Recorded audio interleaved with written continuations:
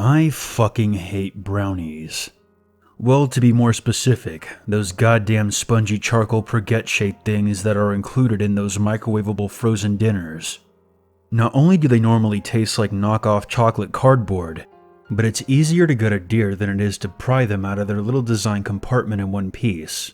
I live in Florida, and in the wake of Hurricane Matthew, I had returned to my condo to discover my patio sliding door had been shattered inward by flying debris, and showered rain, dirt, and all manner of uprooted plants and random trash all over my living room. Walking across my carpet felt like walking through a swamp. All my furniture, my TV, video game equipment, and my life-size cutout of Margaret Robbie's Harley Quinn had been completely reduced to an unsalvageable landfill fodder. As I stood in my kitchen furiously stabbing at my wretched microwavable dessert and staring at what remained of my living room, I started screaming profanities and chucked the whole damn tray out of the kitchen like a frisbee to add to the dregs of the shitstorm that was now my life. I had no insurance, no money to replace what had been destroyed, and not even enough willing friends to help me clean up the mess. Hell, I didn't even own a vacuum. I furiously stabbed the knife directly into the kitchen wall because fuck it. Why did it matter now? I stomped across the living room, creating a soft squelching noise with every footstep. As I was about to climb the stairs, I noticed a live earthworm wiggling in distress on the carpet. Barely thinking twice about it, I brought the heel of my sneaker down on it and cut it in half. "You're better off than I am," I muttered bitterly to the flailing pieces of worm and climbed the stairs. I got wasted on a bottle of absinthe my dad had left to me in his will, and I passed out on my futon, not even caring about the fact that anyone could just walk through the gaping hole of my sliding door downstairs at any time. Hopefully someone would sneak in and loot the place and leave me less to clean up.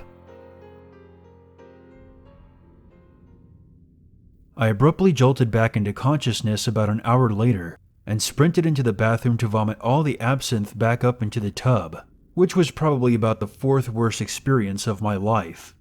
I stumbled back downstairs, groggy, pissed off, and hungover, and for some reason very resolute about trying to chisel out that brownie again. When I turned on the light in the living room, the first thing I noticed was the worm on the carpet. I paused and stared down at it. Not only were both halves of it still alive and squirming, they were thrashing like a drowning man caught in a riptide. I rubbed my eyes and glanced down again. Wait a minute. No. How hungover was I? I knew enough about worms to know that cutting it in half didn't necessarily kill it. I think the half with the head is capable of repairing itself. But this didn't make any sense. Both halves were still alive and flailing? After over an hour of lying on a damp carpet? I must still be asleep. That was the only thing that made sense. I was having some kind of drunken fevered dream. I walked across the living room and stepped outside through the shattered door into the night. The sound of broken glass cracking under my slippers. I stood out on my patio and pissed off the side into my yard. If it was a dream, what did it matter anyway? I zipped up, walked back inside, pulled a sleeping bag out from the hall's closet that had been spared the hurricane's destructive baptism, and rolled it open across the floor in the den, which was a completely empty room that I had yet to find a use for. Without bothering to turn off the lights, I crawled into the bag and tried to return to sleep, head still spinning from the absinthe. By the time my eyes closed, I had pretty much forgotten about the earthworm, but I left the sleeping bag unzipped and open, just in case this still was a dream, and maybe Harley Quinn wanted to climb in and join me.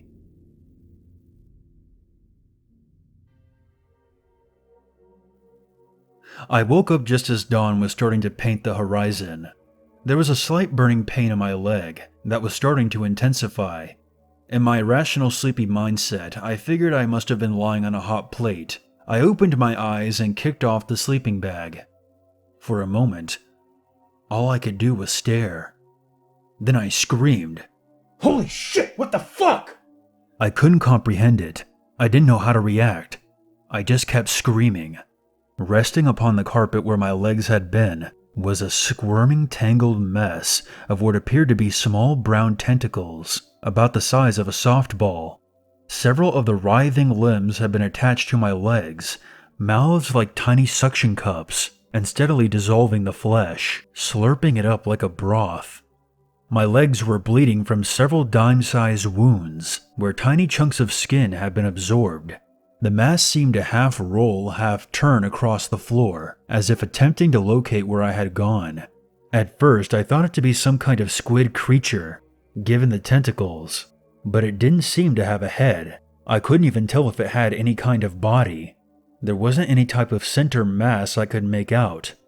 It only just seemed to be a mess of slimy, brown, wormy spaghetti that was moving independently, like it was a single living creature. Wait. I looked closer. Holy shit! They weren't tentacles after all. Each individual writhing appendage was an earthworm. How was that even possible? Did this have anything to do with the worm that had been in my living room last night?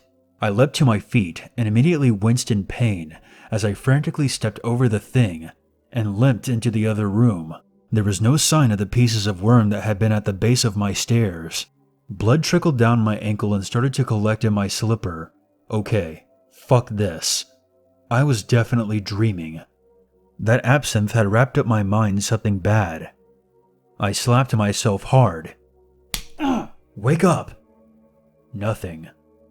I staggered across the room and picked up a piece of broken glass from the carpet and started cutting into my thumb.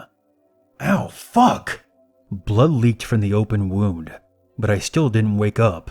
I picked up a soggy phone book from the coffee table and hit myself in the face with it hard 3 times. Wake the fuck up! And I still stood there, cold, bleeding, and terrified in the middle of my decimated living room. Was I really awake? I flipped open the phone book and started to read aloud from it. I had heard in dreams it was impossible to coherently read anything, as your brain couldn't focus on keeping the words on the page in proper order. I read aloud for a solid minute.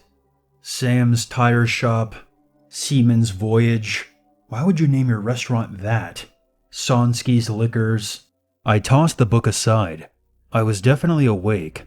Now my face was bruised and my thumb was bleeding.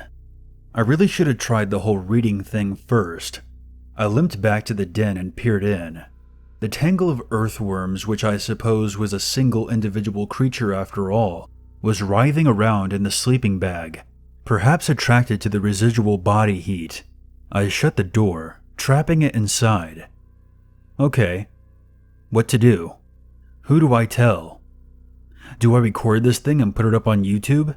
Should I contact an exterminator or animal control? Do I contact NASA and tell them aliens have arrived? Nah, fuck that. I'll just kill it. I wrenched the knife back out of the wall and returned to the den. Flinging open the door, I charged it like a Scottish Highlander. I flipped the sleeping bag over, trapping it inside, and stabbed at it over and over again, through the soft cushioning. After a few moments, I paused and cautiously flipped the sleeping bag back open. The thing was still alive and thrashing. A few chunks of it scattered and crushed amongst the folds of the blanket, but it didn't even seem to be bleeding. I reconsidered my options. Okay, cutting it up wouldn't do anything. I had originally cut it in half the night before, and apparently that only made it regenerate bigger and stronger. Besides, I didn't even know where to properly stab, because as I noted before, it didn't seem to have a head or body mass. I could just keep slicing at it, and it could potentially just keep duplicating itself like a hydra. I dropped the knife and left the room. The biggest, heaviest thing in the condo I could easily carry on my own was the microwave. I unplugged it, picked it up, walked directly to the den, and dropped it on the thing from at least 4 feet in the air. The glass plate inside the microwave shattered, and the door flew open, and it overall made a loud crashing noise. But after about 15 seconds, the wormy mass slithered out from beneath it, seemingly completely unharmed. Okay, it had no bones, but I should still be able to crush it, right? I hobbled back to my kitchen, grabbed a frying pan, and returned to the den where I attempted to bludgeon the thing to death. I even laid the pan down on the thing and stepped on it with one foot, putting my full weight down upon it. I lifted the pan back up, and the mass clung to the metal and was lifted off the ground. Parts of it were completely flattened and crushed, and no longer squirming. but overall the wormy tentacles were still writhing and reaching out in all directions as it hung suspended in midair. I dropped the pen and left the room again. Okay, so short of setting it on fire, what options did I have left? I could try to pick it up and hurl it outside or flush it down the toilet. But I didn't like the idea of trying to move it, and especially didn't like the idea of getting rid of it without being sure it was dead. Who knows what kind of damage it could cause in the outside world. My eyes fell upon the stove. I couldn't safely set it on fire, but I could still find a way to burn it. I put a pot of water on the stove and let it boil until the steam filled the air. Wrapping my hands in dish towels, I carried the boiling water into the den and poured it directly onto the thing, which by this point had nearly crossed the room and made it to the door. I cursed as the scalding water splashed up onto my legs, and I chucked the pot aside in anger. The wormy mass writhed and seemed to wither upon the ground. After a few moments it stopped moving entirely, and I breathed a sigh of relief. My heart missed a beat as suddenly there came a hard knock on the front door. I closed the door to the den and limped over to the entryway, noticing the flashing police lights through the windows before I even got there. I had no idea what I was going to say, but I couldn't just ignore them. One of my neighbors had likely called in a noise complaint, and if I didn't open the door, they would probably kick it in. I caught a glimpse of myself in the wall mirror. Tousled hair, swollen lip, bleeding leg and thumb. This was going to be awkward. I opened the door, and a large cop with the daunting presence of a cascading avalanche stared down at me. "Morning, officer." The cop looked at me for a moment, and then glanced over my shoulder into the condo. "Sir, is everything alright?" "Not really, no," I answered honestly. "Matthew destroyed my home, and I'm pretty much fucked." "Is there anyone else inside the premises with you, sir?" "No, I live alone." "Sir, we've received a report of loud screams and banging coming from inside your home. You look like you need medical attention. Were you attacked?" I actually chuckled at that, which probably didn't help my credibility much. Technically, I had been attacked, but it's not like I could tell him that. He would never believe me. "No, sir, I'm sorry about the noise. Like I said, Matthew destroyed my place, and last night I got shit-faced drunk and passed out. When I woke up this morning, I was sick and furious, and kind of started tearing the place apart in a rage. Hurt myself a bit in the process." The officer stared at me, his face expressionless. I forced myself to meet his gaze. "Sir, if you're inflicting self-harm upon yourself, I have an obligation to bring you in for your own safety." I immediately held up my hands defensively. "That's not necessary. I promise I'm good. Well, I'm still hungover as fuck, but I've got some coffee in me now, and my fit of rage has passed. Again, really sorry about the noise." The officer glanced over my shoulder again. "Mind if I come in and take a look around?" I hesitated for a second. What was the worst that could happen anyway? He sees a dead, wormy mass and thinks I'm a weirdo? Let's be honest, he probably thinks that already. He can't arrest me for trashing my own property after all. I opened the door wider and stood aside to let him pass. "Sure, come on in. It's a wreck though." The officer stepped past me and walked slowly down the hall. He glanced into the den as he passed, but didn't linger. Maybe he didn't notice it. I shut the front door and started to follow him. I took a glance into the den. Wait, where was it? Where the fuck was it? The cop had reached the living room and was now staring at the remains of my former life. "Sir, is there any other place you can stay until your home has been cleaned and repaired?" I shut the door to the den and walked into the living room, trying my best to conceal the panic that was eating away at me inside. "I have a sister up in West Virginia who offered me her guest room." That was only half true. My sister did live up north, but we hadn't spoken in years. The cop did a quick pass through the kitchen and then made for the stairs. "Matthew was a bad one. I'm sorry for your property damage, but there are people who lost a lot more." "Yeah, I expect so." The cop and I went upstairs and spent another 10 minutes looking around, I suppose trying to make sure I didn't have anyone bound and gagged, before he finally made his way back downstairs and headed for the front door. He didn't bother checking the den a second time. I'm glad you calmed down, sir, but I don't want to hear any more calls about destructive behavior coming from this address. If I have to come back, or if I catch you driving before you completely sobered up, our conversation is going to be less friendly. Understood, officer. I kept an eye on the cop until he had climbed back into his patrol car and then closed and locked the front door. Grabbing an aluminum baseball bat from the shelf in the hall closet, I returned to the den, entering carefully, not having any idea what to expect. The thing was supposed to have been dead. Why wasn't it where I had left it, scalded and withered on the ground?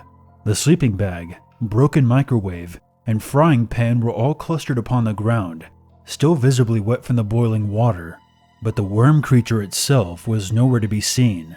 I took 2 careful steps inside, checking every corner and glancing behind the door. I lowered the bat and examined the small window in the corner. It was barely large enough to fit a carton of eggs through, and the lock hadn't been unlatched, so it hadn't escaped that way.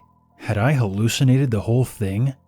Had that absinthe really mind-fucked me so bad it took the cops interrogating me to snap me out of it? I nudged the microwave with the end of the bat and began to make my way out of the room when a cold shiver ran down my spine, and I felt something like a soft pressure or tickle begin to form in my ears.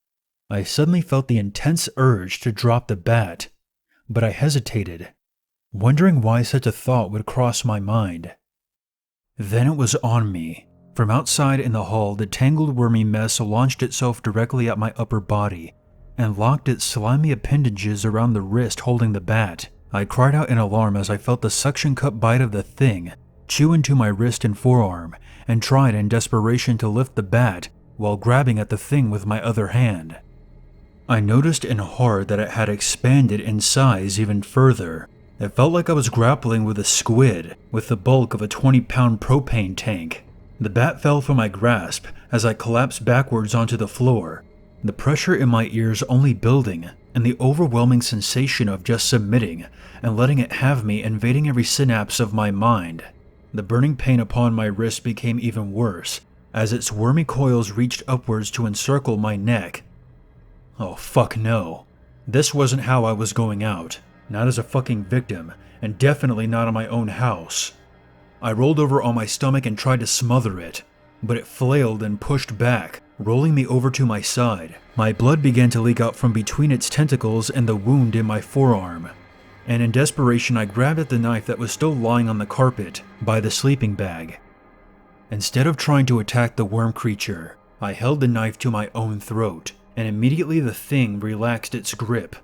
From within my head, I felt, more than heard, the thing speak to me, the pressure in my ears building so badly, it felt like I was sinking deeper into the ocean's cold, dark abyss.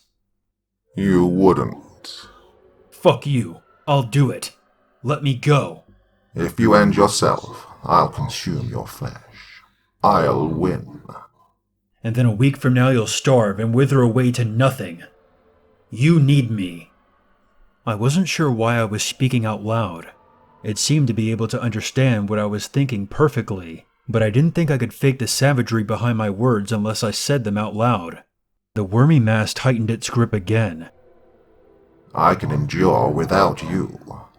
Whatever the fuck you are, you think you're strong enough to survive out in the open world? I pressed the tip of the knife into the soft tissue of my neck so hard, blood began to trickle. If I die, you're on your own. The creature paused for a few heartbeats, and I felt its invading thoughts echoing through my mind. I shall endure. I cried out in pain as blood collected in the back of my throat.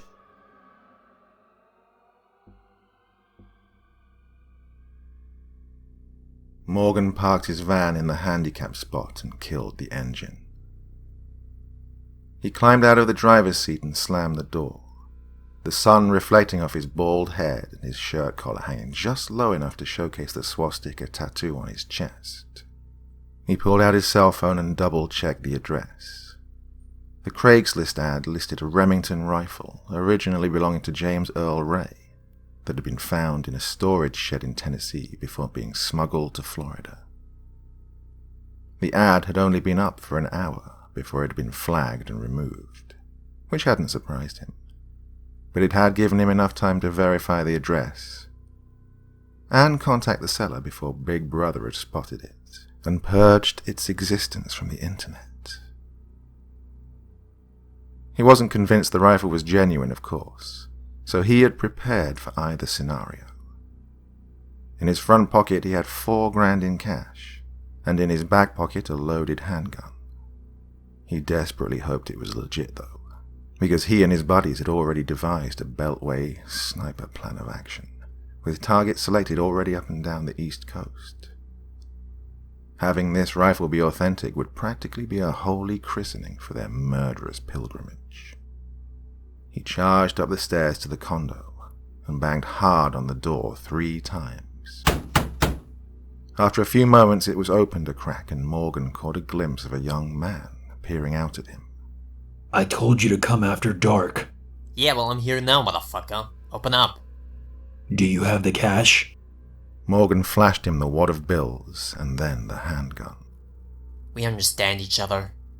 The young man nodded and opened the door. His arm was in a sling and his neck was bandaged. Morgan stepped inside. It's right in there. I'll give you the ammo once the cash is in my lockbox. Lead the way. The young man closed the door behind him, plunging them both into almost total darkness. Morgan breathed in a putrid odor of stale, rancid air. Fuck, man. What died in here? My neighbor next door. They just removed her body this morning.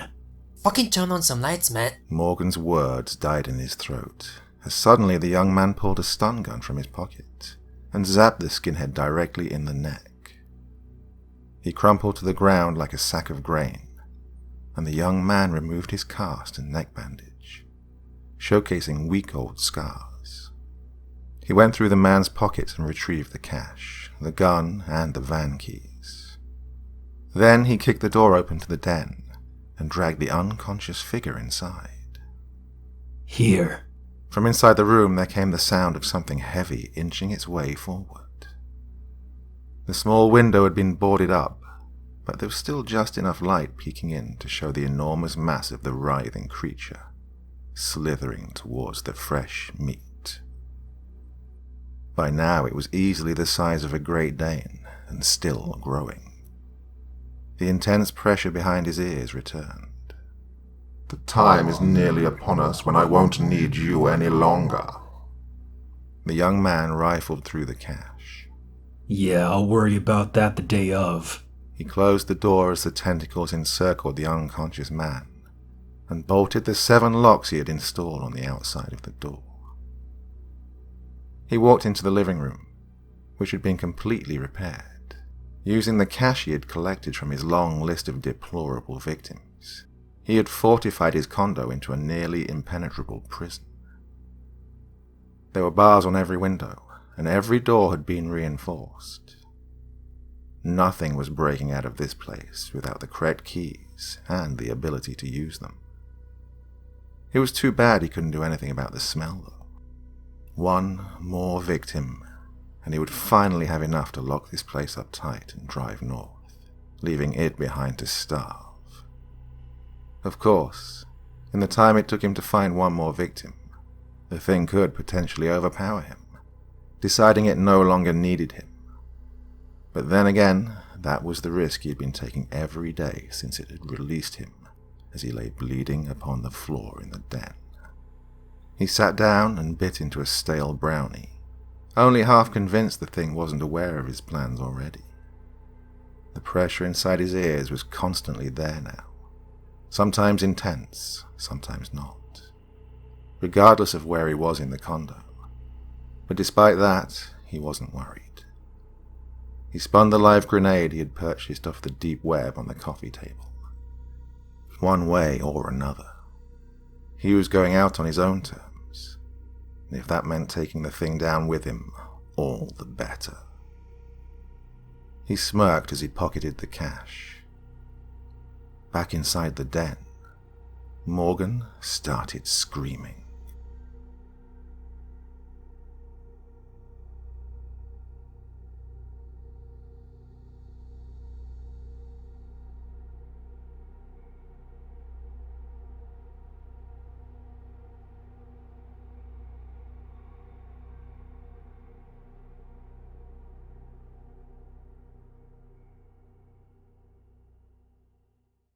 there's always a reason to be afraid.